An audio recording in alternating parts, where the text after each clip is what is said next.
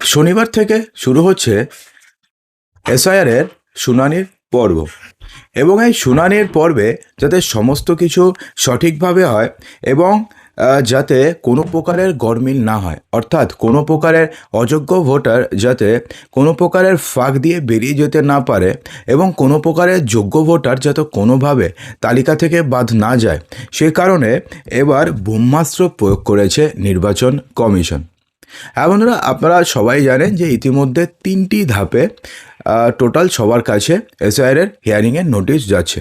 প্রথম ধাপে কাদের কাছে যাচ্ছে? প্রথম ধাপে যাচ্ছে যারা যারা আনম্যাপড ভোটার ছিল, অর্থাৎ যাদের 2002-এর সঙ্গে কোনো লিঙ্ক খুঁজে পাওয়া যায়নি, সেই সমস্ত ভোটারদের কাছে ফার্স্টে যাচ্ছে হচ্ছে হিয়ারিংয়ের নোটিশ। ঠিক আছে, এছাড়া শুধুমাত্র যে তাদের কাছেই যাচ্ছে এমনটা কিন্তু নয়। যাদের ধরুন নামের গরমিল রয়েছে, তো যাদের নামের গরমিল রয়েছে তাদের কাছে কিন্তু নির্বাচন কমিশন অলরেডি বিএলওদের পাঠিয়েছেন। বিএলওদের পাঠানোর পরে ওরা যে তথ্য দিচ্ছেন, অর্থাৎ ধরুন যার নাম ছিল 2002 সালে একটা, 2025 সালে একটা, তো সেক্ষেত্রে তাদের তো একটা তথ্য দিতে হচ্ছে যে দু ব্যক্তির সমান বা দু ব্যক্তি সেম। তো সেক্ষেত্রে যেই তথ্য সেই ভোটার দিচ্ছেন, সেই তথ্য যদি নির্বাচন কমিশনের কাছে গ্রহণযোগ্য বলে মনে হয়, তাহলে পরে সেক্ষেত্রে কোনো নোটিশ যাচ্ছে না। যদি এমনটা হয় যে তিনি যে তথ্য দিচ্ছেন সেটা আদৌ ঠিক না, তো সেক্ষেত্রে তিনিই যে সেই ব্যক্তি যার নাম 2002 সালের ভোটার লিস্টে অন্য ছিল এবং তিনিই যে সেই ব্যক্তি যার নাম 2025 সালের ভোটার লিস্টে অন্যটা হয়েছে, দুজনেই যে সেম, সেই প্রমাণ কিন্তু তাকেই দিতে হবে। তো এই সমস্ত ভোটারদের ফার্স্ট ফেজে যাচ্ছে হিয়ারিংয়ের নোটিশ, অর্থাৎ যাদের কোনো ম্যাপিংয়ে পাওয়া যায়নি, অর্থাৎ যাদের নাম 2002 সালের ভোটার লিস্টে নেই এবং যাদের কোনো আত্মীয় স্বজনদের নামও 2002 সালের ভোটার লিস্টে নেই, তাদের নাম যাচ্ছে। এবং আর কাদের নাম যাচ্ছে? যাদের হচ্ছে নামের গরমিল রয়েছে। এছাড়া এমন অনেকে রয়েছেন যাদের 2002 সালের ভোটার লিস্টের নাম নেই, অথচ তাদের বয়স 45-এর ওপরে। তো যেহেতু তাদের বয়স 45-এর ওপরে, তার নাম তো 2002 সালের ভোটার লিস্টে থাকার কথা, তো কেন নেই সেই কারণও তাদের কিন্তু বলতে হবে এবং উপযুক্ত কারণ বলতে হবে, এমনটা নয় যে কিছু একটা বলে দিল। ক্লিয়ার? তো এখন ব্যাপারটি হচ্ছে কমিশন যে ব্রহ্মাস্ত্রটি প্রয়োগ করেছে সেটা শুনলে কিন্তু আপনি অবাক হয়ে যাবেন। এমনটা বলা হয়েছে যে ভোটার তালিকা সংশোধনের জালিয়াতি রুখতে এবার নজিরবিহীন কড়া পদক্ষেপ নিয়েছে নির্বাচন কমিশন। বলা হয়েছে যে কমিশন স্পষ্টভাবে জানিয়ে দিয়েছে যে এবার থেকে ভোটার তালিকায় নাম তোলা অথবা সংশোধনের ক্ষেত্রে নথি যাচাই অর্থাৎ ডকুমেন্ট ভেরিফিকেশন বাধ্যতামূলক।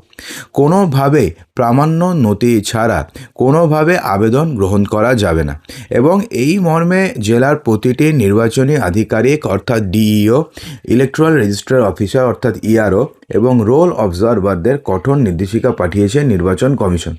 তো সেক্ষেত্রে কমিশনের নতুন নিয়ম অনুযায়ী কি বলা হয়েছে, যে যিনি থাকবেন ইআরও, তিনি যদি কোনো নোটিশ পাঠান, ভোটারকে নির্দিষ্ট সময়ের মধ্যে নির্ধারিত কপি জমা করতে হবে। অর্থাৎ ইআরও যখনই ভোটারদের নোটিশ পাঠাচ্ছেন, তো তখনই একটি নির্দিষ্ট সময়ের মধ্যে নির্ধারিত যেই নথি থাকবে সেই নথি পেশ করতে হবে। ভোটারদের জমা দেওয়া প্রতিটি নথি বিএলও অ্যাপের মাধ্যমে পোর্টালে আপডেট করা বাধ্যতামূলক হবে। বিএলও অ্যাপ থাকবে, সেই বিএলও অ্যাপের মাধ্যমে পোর্টালে আপলোড করা বাধ্যতামূলক। শুধু আপলোড করলেই কাজ শেষ হবে না, ইসিআই নেটে নথি আপলোড হওয়ার 5 দিনের মধ্যে সংশ্লিষ্ট কর্তৃপক্ষের কাছ থেকে সেটাকে যাচাই করাতে হবে এবং সেটাকে ভেরিফাই করানোটাকে বাধ্যতামূলক করা হয়েছে। যদি কোনো ভোটারের জমা দেওয়া নথি এক রাজ্যের অন্য জেলার কোনো দফতর থেকে ইস্যু করা হয়ে থাকে, তবে ইসিআই নেটের মাধ্যমেই সেই জেলা নির্বাচনী আধিকারিকদের কাছে যাচাইয়ের জন্য পাঠানো হবে। অর্থাৎ ধরুন কেউ রয়েছে অন্য জেলায় এবং তিনি যে ডকুমেন্টস দিচ্ছেন সেটা হচ্ছে অন্য জেলা, তাহলে কি হবে?